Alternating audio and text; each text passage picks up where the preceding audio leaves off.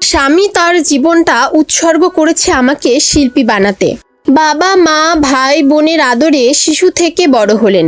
একদিন বিয়ের সাজে সেজে বউ হয়ে সংসার জীবনে এলেন। তারপর মা হয়েছেন। তিনি ছিলেন সঙ্গীতাঙ্গনের প্রিয় মুখ, প্রিয় স্বর। সংসার আর পেশা জীবন দুই মাঠেই ছক্কা হাঁকানো সেই নারীদের একজন কনক চাপা। দেশের গানের আকাশেও জলজলে তারা তিনি। বাংলা চলচ্চিত্রের গানে একটা অধ্যায়ের নাম কনক চাপা। যে প্রেম স্বর্গ থেকে এসে, তুমি আমার এমনই একজন, অনেক সাধনার পরে আমি বাজারে যাচাই করে দেখিনি তো দাম, অনন্ত প্রেম তুমি দাও আমাকে, তুমি মোর জীবনের ভাবনা, আকাশ ছুঁয়েছে মাটিকে।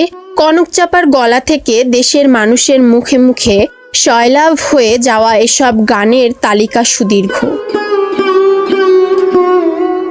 কনক চাপার শিল্পী জীবন আর সংসার জীবন চলেছে সমান তালে।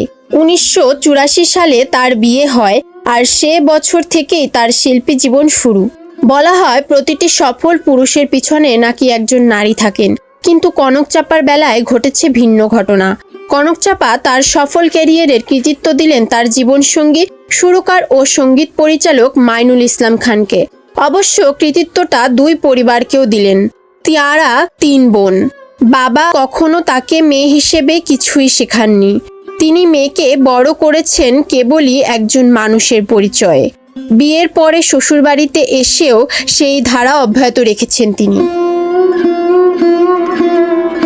স্বামীকে নিয়ে তিনি অকপটে বললেন, আমাকে শিল্পী হিসেবে গড়ে তুলতে আমার স্বামী তার জীবনটা উৎসর্গ করেছেন।